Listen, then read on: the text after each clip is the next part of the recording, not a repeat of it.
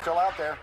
That's right. And police, U.S. Marshals, I mean, folks are still looking for two men who escaped from the Philadelphia Industrial Correctional Center Sunday night. Yeah, so there they are. Officers say 24-year-old Nasir Grant and 18-year-old Amin Hurst escaped through what they think is just a hole in the fence. Grant went in last September into the prison on drug charges, and then Hurst, who was admitted back in March of 2021, is accused of killing 4 people in 3 different shootings, including killing somebody just outside of the prison from which he escaped. So Bill Latorre is here, a security consultant, retired Pennsylvania State Police Sergeant. Good to see you again, Bill. Good to see you too, Mike. Hi, Alex. Hi. So many questions. A lot going on here. What are you hearing? It seems like they would have had to have help to get out of there. Yeah, when you think about it, you know, they left with nothing. These are prisoners in prisoner garb and clothes. So when they leave, the question becomes like, we've had no reports of carjackings, no reports of like ATM thefts or burglaries, that kind of thing involving these two, or even them individually. So again, when they get out, who's helping them? How are they getting resources to get around? I mean, where are they getting money fed? Those kind of things. And the timing of it happening, it's like if they just capitalized on an opportunity and it was a crime of opportunity to escape, then the question becomes, well, they just got lucky, but now they have to cold call people, right? So they need to call in for help. But if it was pre-planned, that's a whole different story. You could have a car waiting outside. So such different story, and then they disappear into the night. And then there's the fact of the matter, the fact that they had a around 19-hour head start. How do you have 3 checks, you know, head counts? 3 bed checks. Bed checks, and no one notices until the prisoners themselves had to say, hey, they're missing. Right. Well, again, I talked about before people, process, and physical security. So in this case, we hear reports of being 40% understaffed. So when you write your protocols and you have your policies, those are based on being fully staffed, right? But if you're under-resourced by 40%, you've got to like go back to the drawing board and redesign those protocols. Otherwise, they're not going to get done. Yeah. And in this case, the question becomes, were they not done because they didn't have the people? Were they not done repeatedly because they made a mistake? Or was it done intentionally?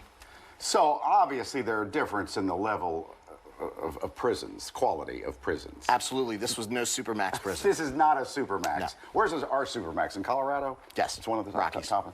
So this is, I mean, did you find the hole? Can we find the hole again? Okay, let's put up the hole. They think that they crawled under that? Why is there a chain link fence around a prison? Now, obviously, there's 2 chain link fences. Yeah, so, you know, whenever you're talking about security, physical security, you want to have layers, kind of like an onion with the asset being right in the middle. How about stone? Yeah, but in this case, you know, to be able to do what they did and in essence just walk out, squeeze through a hole, like how did the hole get made first? I mean, that's a big question. They didn't use their hands to do that, right? So they had to have some kind of tool in order to get it done. And why was their cell door open? That is a big question. So the question here becomes, was it just their 2 cell doors or was it the entire block? If it was the entire block, why didn't we have more escapees, right? This But smells if it was just their 2 doors, well, there's a lot of questions. They had to have help a lot on of the questions. inside. Come on. A lot of questions. And I know you mentioned that we haven't seen any carjackings or ATMs being stolen from, but do you think they're still in this area, or do you think they've found a way to get out? Well, certainly the investigation is going to glean that out, but, you know, the question becomes whether or not, again, if this was a pre-planned event, I'm sure they had an escape plan, and that escape plan may not involve Philadelphia. But if they are just kind of bedded down somewhere, just waiting for a little bit of this to blow over and then move, you know, it could be that they're still in the area. With your experience, where does someone typically go? To a family member, somebody that maybe you have a relationship with?